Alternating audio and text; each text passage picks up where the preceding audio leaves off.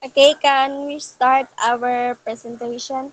Good day, everyone. Good day, sir. We are gathered here today to tackle about the environmental crisis and sustainable development. So what are the environmental crisis and sustainable development? The environmental crisis and sustainable development talks about concern with the process of structuring public space in a city at a time, when the global environment appears increasingly fragile. The pursuit of sustainable city structures prepossesses also the development of the built environment of quality one that delights. According to United Nations World Commission on Environment and Development, environmental sustainability is about acting in a way that ensures future generations have the natural resources available to live on equal, if not better, or way of life as current generations.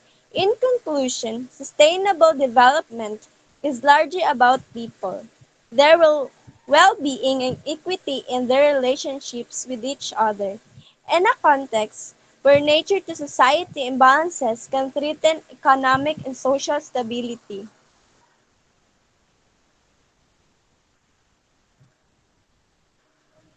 Environmental crisis. As a dramatic, unexpected, and irreversible worsening of the environment leading to significant welfare losses, it is really a crisis of consciousness. Most people know that the natural world is facing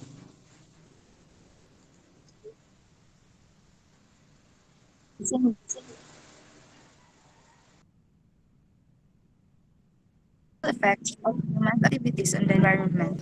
These include farming, greenhouse effect, and etc. So if you live So if you live in metropolitan in Manila and travel to school or to work every day, the moment you step out of your home and you're already exposed to the most serious problem humanity faces today, the deteriorating state of environment.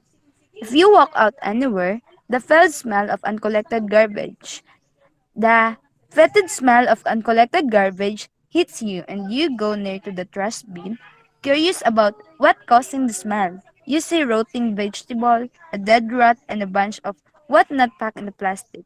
These three ways are already inactive of some environmental problems.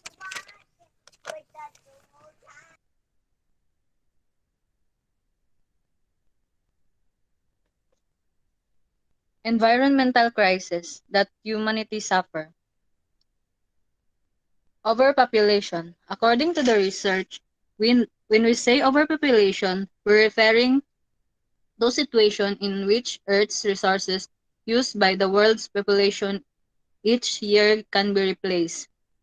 According to the experts, this has been the case since 1970, with each year becoming more harmful. We need to understand what causing of overpopulation and overconsumption, as we all as how these trends are affecting everything from climate change to sociopolitical turmoil to help moderate this extremely sustainable situation.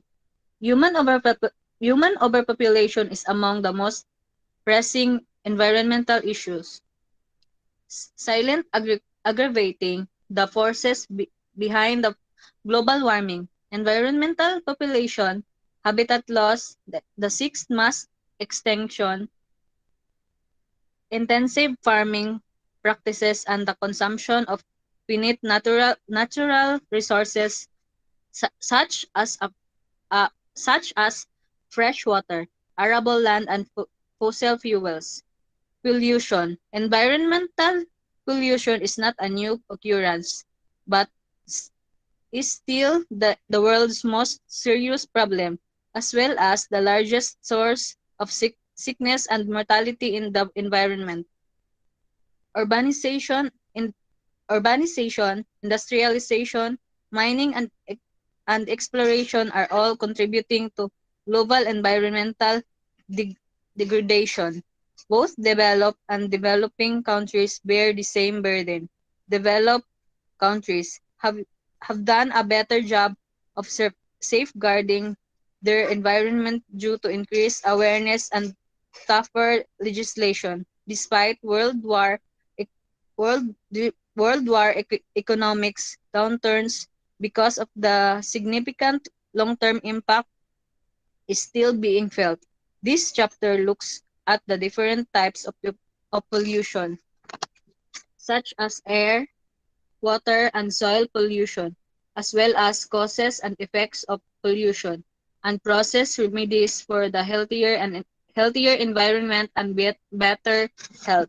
Causes of environmental pollution, urbanization and industrialization. Since the era of industrial revolution, man has continued to introduce hazardous materials into the environment at an alarming rate.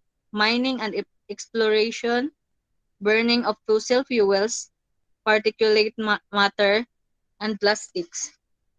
Deforestation or logging. Deforestation is a mostly caused by logging or the removal of trees from a forest for the purpose of having timber for wood, products, or fuel because it is houses and protects plants, animal, and insects population. The forest canopy is a crucial to the forest ecosystem. It also helps to safeguard the forest floor, slowing erosion. The effects and causes of deforestation are the loss of trees and other vegetation can cause climate change.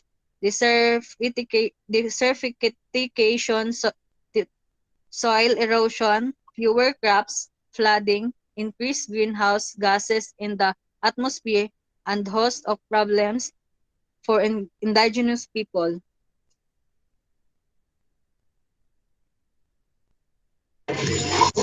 Climate change. Climate change is the most significant challenge to achieving sustainable development, and it threatens to drag millions of people into grinding poverty. At the same time, we have never had better know-how and solutions available to avert the crisis and create opportunities for a better life for people all over the world. Climate change is not just a long-term issue. It is happening today, and it entails uncertainties for policymakers trying to shape the future. Climate change will have a dramatic effect on natural environments, plants and animals, leading to acceleration in biodiversity loss in some areas. The impacts will have knock-on effects for many communities and sectors that depend on natural resources, including agriculture, fisheries, energy, tourism, and water.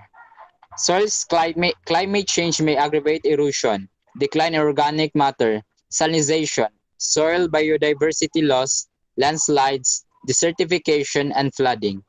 The effect of climate change in soil carbon storage can be related to changing atmospheric carbon dioxide concentrations, increased temperatures, and changing precipitation patterns. Extreme precipitation events, fast melting of snow or ice, high river discharges, and increased droughts are all climate-related events which influence soil degradation. Deforestation and other human activities also play a role. Saline soils are expected to increase in coastal areas as a result of saltwater intrusion from the seaside because of rising sea levels and lower river discharges. Here are some examples of climate change. Rising maximum temperatures, rising minimum temperatures, rising sea levels, rising ocean temperatures, an increase in heavy precipitation, shrinking glaciers, or thawing permafrost. For poverty, poverty often causes people to put relatively more pressure on the environment, which results in larger families. Improper human waste disposal, leading to unhealthy living conditions, more pressure on fragile land to meet their needs, over exploitation of natural resources, and more deforestation. On the other hand, environmental problems add more to the miseries of poor people. Environmental problems cause more suffering among them as environmental damage increases the impacts of floods and other environmental catastrophes. Soil erosion, land degradation, and deforestation lead to a decline in food production along with a shortage of wood for fuel contribution to inflation. More rigorous efforts should be undertaken by the governments of all countries to eradicate poverty and in turn to save deprived people from dreadful implications of environmental damage. There should be more collaborative partnership among all sections of the society so that even the people living in poverty are linked to the world through their participation in social, political, and economical spheres along with their active participation in environmental regeneration. Here are some examples of poverty. Inadequate access to clean water and nutrition food, little or no access to livelihood or jobs, conflict, inequality, poor education, climate change, lack of infrastructure, and limited capacity of the government.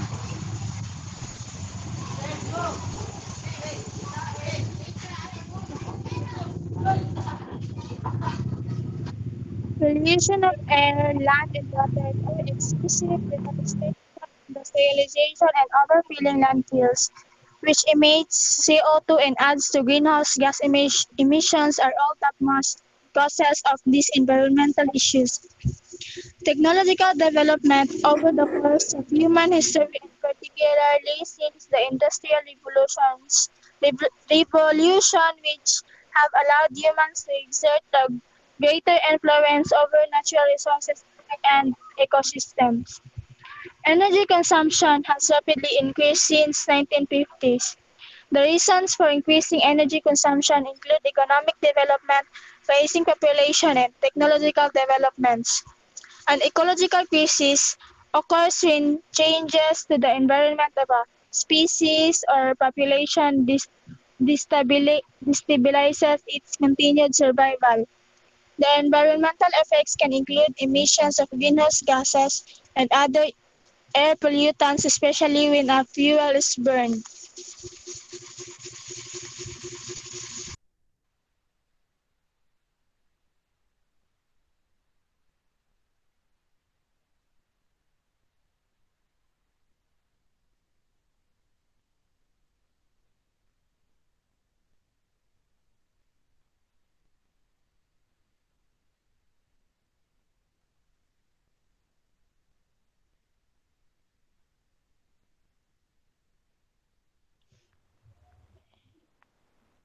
Conserve water. Clean, fresh water is a limited resource with all the severe droughts happening in the world. The limited supply of fresh water is becoming one of our most precious resources. Every person on earth needs water to survive. Without it, many of us would get sick and even result in death. We use water every day of our lives. It is required in almost everything we do. We need water for drinking, bathing, cooking, washing, and other countless activities. We need water for activi- we need water for activities and habits we use regularly. If we want to continue to keep our bodies healthy, clean, and everything else, we must conserve water. Tree planting. Tree planting is the process of transplanting tree seedlings, generally for forestry, land reclamation, or landscaping purpose. It Ay, differs from the kadali lang Rio, kadali lang. Kadali lang kayo. Si ano pa man, nawala mo ang signal ni ano, Kalibadan. Dapat ka, Kalibadan pa to akong ipakita nga kuan ganina slide. ay sige bulan mo giningkuan mo Walay signal si Kalibadan tino. Oh, nawala iha, Joyce. Kabantay. So, ano mangud siya, unmute siya pero wala siya tingog.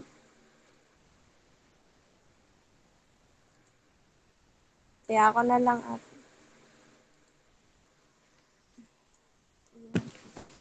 kaya lang wait.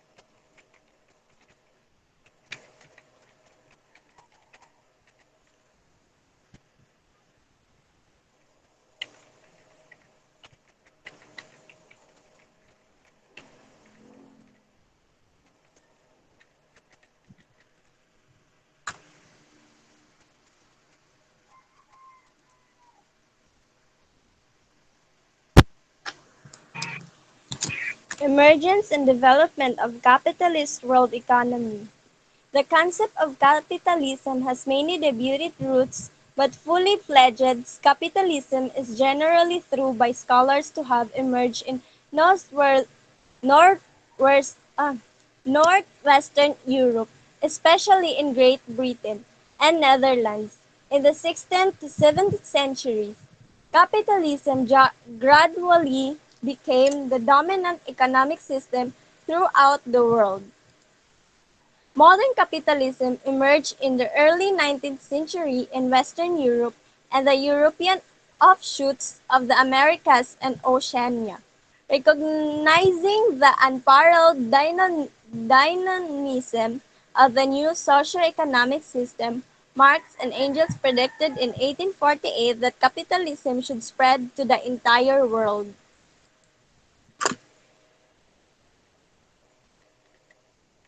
Madunggan ko? Sige, Day. Naan ako? Ah, O sige, sa number 2 na ko, day. ah, Okay. Short-term pattern decision making.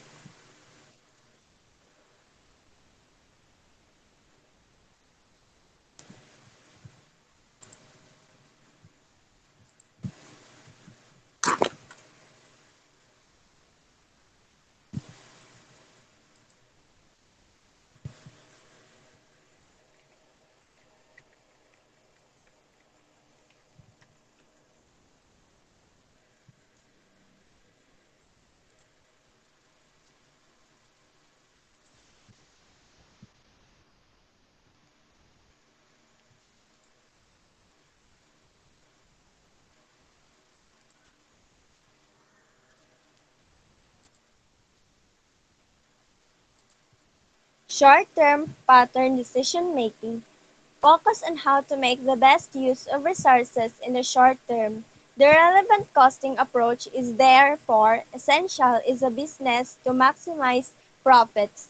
The contribution approach to decision-making contribution is the difference between sales revenue and variable cost. Short-term decisions should include whether to resolve staff shortages by using agency staff, to make something in-house or buy it in, to offer special packages, reduce prices, to boost short-term sales, or to accept a booking one of contract.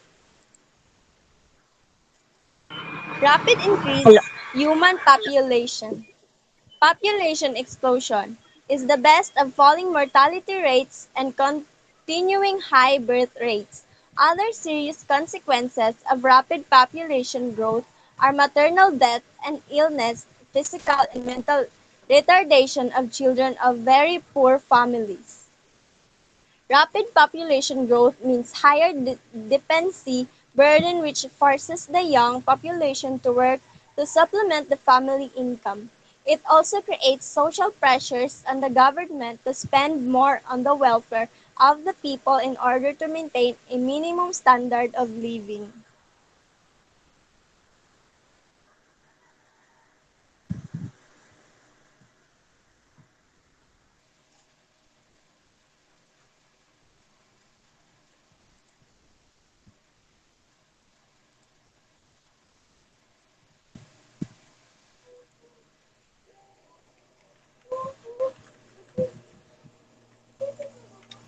Sustainable development. Sustainable development is the idea that human societies must live and meet their needs without compromising the ability of future generations to meet their own needs. Specifically, sustainable development is a way of organizing society so that it can exist in the long term. For example, the Pasig River. The Pasig River in the Philippines suffer from a high level of water pollution and effort are being made to rehabilitate it. With the continuous dumping of waste, the riverbed has become more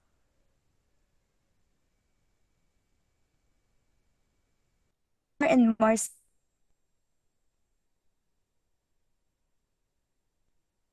settled with organic and rubber. Pasig River is considered the world most polluting river plastic waste. But karon is nag-undergo sila og sustainability development na. Kung i-compare nimo sa una ug ang karon is dako gyud siya og kausaban. Mura na siya og kanang kuan before and after. Just like sa Manila Bay, so naa na siya rehabilitation nga nahitabo at the same time makita jud nato nga dako na siya kausaban unlike before.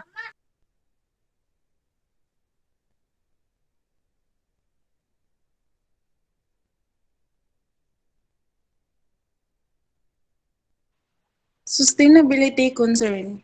Reduce, reuse, recycle. Reduce to cut back on the amount we generate.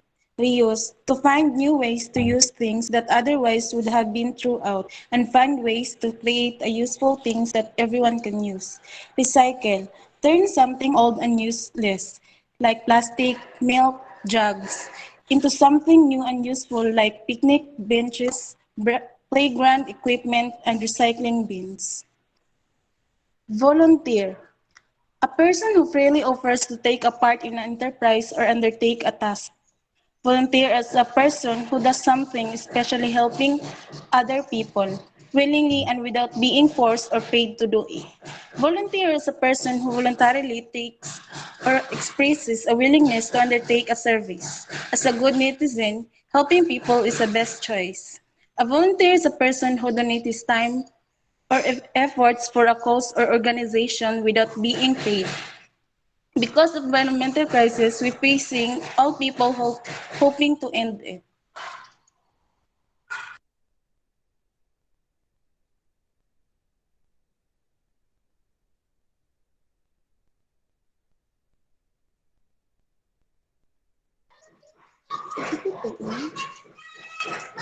Educate is the process of receiving or giving systematic instruction, especially at a school or university. A new system of public education and enlightening experience. A day with those kids was an education in patience and forbearance. Education is a both act of teaching knowledge to others and the act of receiving knowledge from someone else. Education is the process of facilitating learning or the acquisition of knowledge, skills, values, morals, beliefs, habits, and personal development. It is a big help to the environment so that it will flourish more.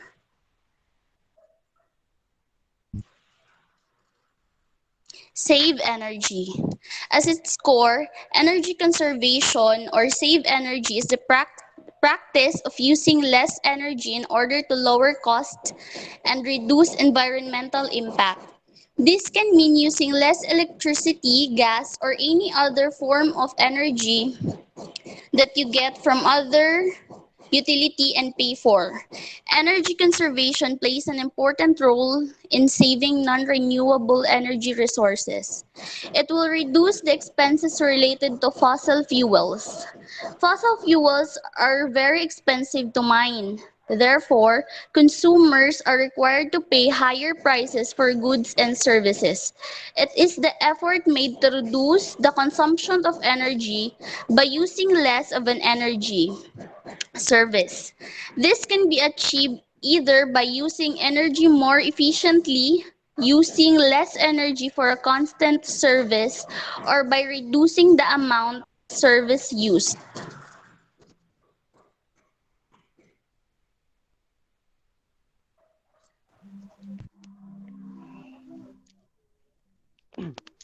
3. Planting. Tree planting is the process of transplanting tree seedlings, generally for forestry, land reclamation, or landscaping purpose. It differs from the transplantation of larger trees in arboriculture and from the lower cost but slower and less reliable distribution of tree seeds. Trees contribute to their environment over long period of time by providing oxygen, improving air quality, climate amelioration, conserving water, preserving soil, and supporting wildlife. During the process of photosynthesis, trees take in carbon dioxide and produce the oxygen we breathe.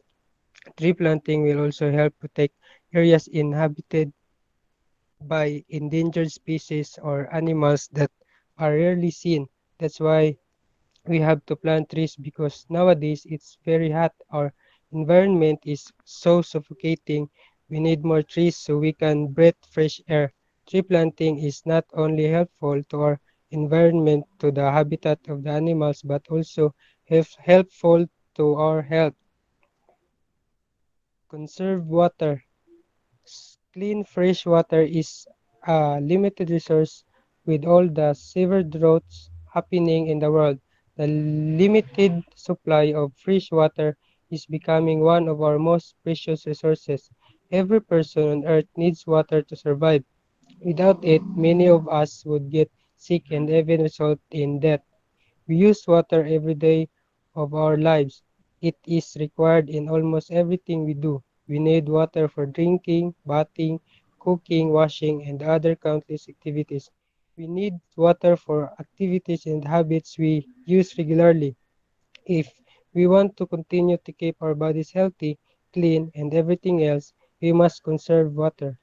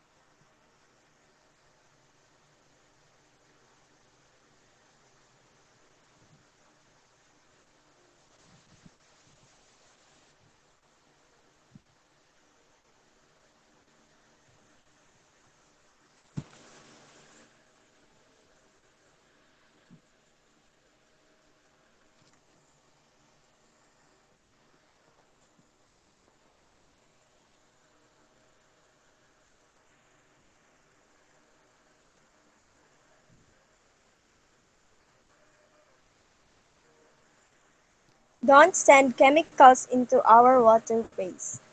People should not be tolerate themselves by putting a great danger into our waterways. It is harmful to humans, especially to marine life. Is that so happen that the chemicals into our waterways will go into the ocean? It contaminates the water and soon it will poison the living creature of the ocean. It really destroys the entire food chain of aquatic life. Improperly disposed chemicals pollute marine life and kill sea mammals, corals, and fish. So we should not let that happen. Let's take care of our waterways by doing reduced chemicals used in our household and factory, which thus down the drains ends up in the waterways. Second, reduce water consumption in our home. Have a shorter shower and fix dripping taps. And lastly, contact the local council and support growing of water-wise factory to increase habitat for marine life. Why does the environmental crisis issue is important? The most important issue of environmental crisis are these: pollution, overpopulation, climate change, and global warming. It is important to talk about the environmental issue since it has a major current issues may conclude climate change, pollution, environmental degradation, and source depletion. The conservation movement lobbies for protection of endangered species and protection of any ecological valuable natural areas, genetically modified foods, and global warming. Environmental issues are harmful effects of human activities on the environment. These include pollution, overpopulation, waste disposal, climate change, global warming, greenhouse effects, and etc. In various environment protection, programs are being practiced at the individual, organizational, and government levels with the aim of establishing a balance between man and environment. In every issue we had a solution, and this solution for environmental issues are: first, replace disposal items with reusable items. Second, the use of paper should be avoided. Third, conserve water and electricity. This was mentioned a while ago. Fourth, support environmental friendly practices. Fifth, recycle the waste to conserve natural resources. So that's the important issue of environment and its solution, and for the people to be aware of it. That's the end of our presentation, sir. Thank you.